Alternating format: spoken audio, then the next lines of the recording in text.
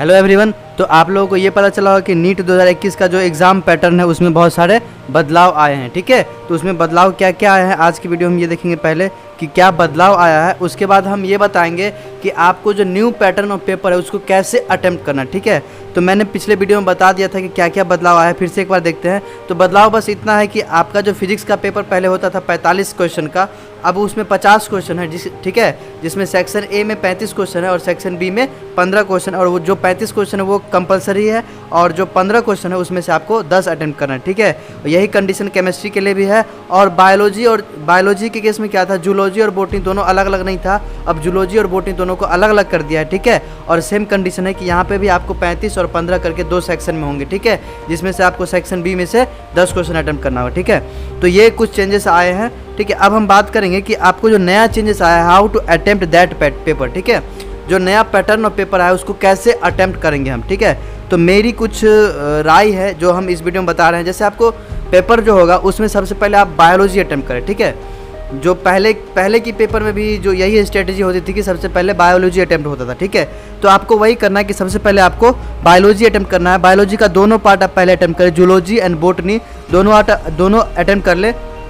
ठीक है, section A और सेक्शन बी। टेंशन नहीं लेना है, न्यू पेपर पैटर्न को देख के आपको किसी भी प्रकार के पैनिक नहीं होना। अभी से इजी है, सबका हो जाएगा। ठीक है, सेक्शन ए करना है सबसे पहले, उसके बाद सेक्शन बी करना है उसके बाद। ठीक है, तो टोटल आपको बायोलॉजी करने में आपको 45 मिनट टाइम लेना है। ठीक है, टोटल बायोलॉजी कंप्लीट करने में आपको 45 मिनट टाइम लेना है। सबसे पहले आपको सेक्शन ए, उसके बाद सेक्शन बी करना है। ठीक है, जूलॉजी करो या बोटनी, जिसका जो स्ट्रॉन्ग पार्ट है उसे पहले करो। ठीक है, आराम से करो, टेंशन नहीं लेना है। ठीक है, उसके बाद केमिस्ट्री करना है। अब केमिस्ट्री का सर सेक्शन ए करे या सेक्शन बी, सबसे पहले मेरा मानना है कि सेक्शन बी आप करो, क्योंकि सेक्शन बी में आपके पास चॉइस करने का ऑप्शन है। ठीक है, सेक्शन बी में आपके पास चॉइस करने का ऑप्शन है कि आप 10 कर सकते हैं। ठीक है, 5 को छोड़ सकते हैं। तो अगर इसे आप लास्ट टाइम में करेंगे तो आपके पास लास्ट टाइम में थोड़ा सा घबराहट आ जाता है, उस समय आप चॉइस नहीं कर पाएंगे कि ये करे या ये करे। ठीक है, इसलिए सबसे पहले आप सेक्शन बी कर ले, केमिस्ट्री और फिजिक्स दोनों का सबसे पहले आप सेक्शन बी कर ले, उसके बाद सेक्शन ए करना है। ठीक है, तो सबसे पहले आपको क्या करना है, केमिस्ट्री का सेक्शन बी कर लेना है। ठीक है,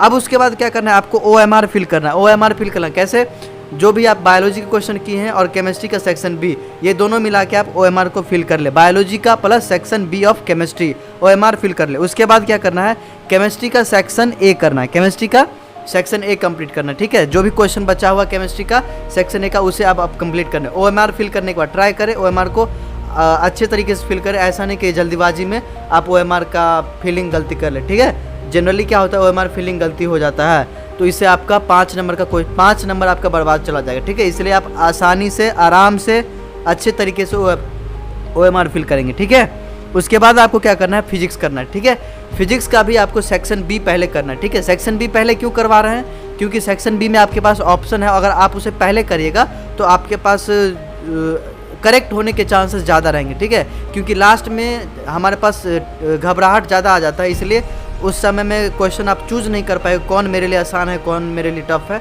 तो आप सेक्शन बी करें सबसे पहले।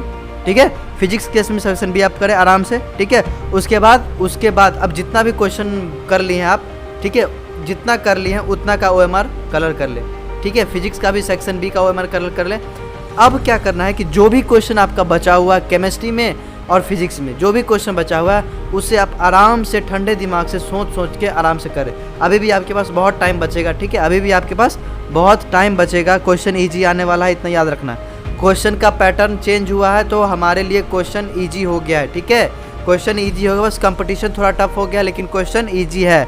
अब क्या करना है, जो भी क्वेश्चन बचे हुए हैं उसको अटेम्प्ट करना है। ठीक है, तो केमिस्ट्री और फिजिक्स का जो पार्ट ए था उसे अब अटेम्प्ट करना है। ठीक है, तो अब क्या करना है, जो क्वेश्चन मैंने अटेम्प्ट कर रहा है, अब जो हम क्वेश्चन अटेम्प्ट कर रहे हैं तो उसका जो OMR है ना साथ में ही फिल करेंगे। ठीक है, लास्ट के टाइम में क्या होता है कि बहुत बच्चे क्वेश्चन बनाने में लग जाते हैं और टाइम ख़त्म हो जाता है, जिससे उसका OMR कलर नहीं हो पाता है। ठीक है, तो आपको क्या करना है, OMR को और क्वेश्चन को दोनों को साथ अटेम्प्ट करना है। ठीक है, तो मैंने क्या बताया कि सबसे पहले सेक्शन बी अटेम्प्ट करना जरूरी है in case of physics and in case of chemistry, then आप सेक्शन ए की प्रायोरिटी दें। सेक्शन बी क्यों पहले, क्योंकि सेक्शन बी में आपके पास ऑप्शन है और आप उसे करेक्ट कर सकते हैं और इसके लिए थोड़ा सोचना पड़ता है कि कौन सा क्वेश्चन आप करेंगे। ठीक है, तो ये चीज़ लास्ट टाइम में आप नहीं कर पाएगा कि चूज करने वाला काम आपका लास्ट टाइम में नहीं हो पाएगा, इसलिए आप सेक्शन बी पहले करें। ठीक है, उसके बाद लास्ट में आपको क्या करना है, OMR को एक बार चेक करना है कौन सा क्वेश्चन, सारा क्वेश्चन मैंने मार्क कर लिया है या नहीं, ठीक है। एक बार आंसर देखो, एक बार OMR देखो।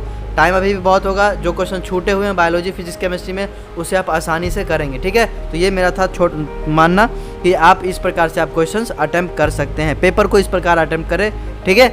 और आप मैक्सिमम क्वेश्चन इससे अटेम्प्ट कर पाएंगे, ठीक है। ऑल द बेस्ट, आप अपना पढ़ाई जारी रखें, ठीक है। Thank you.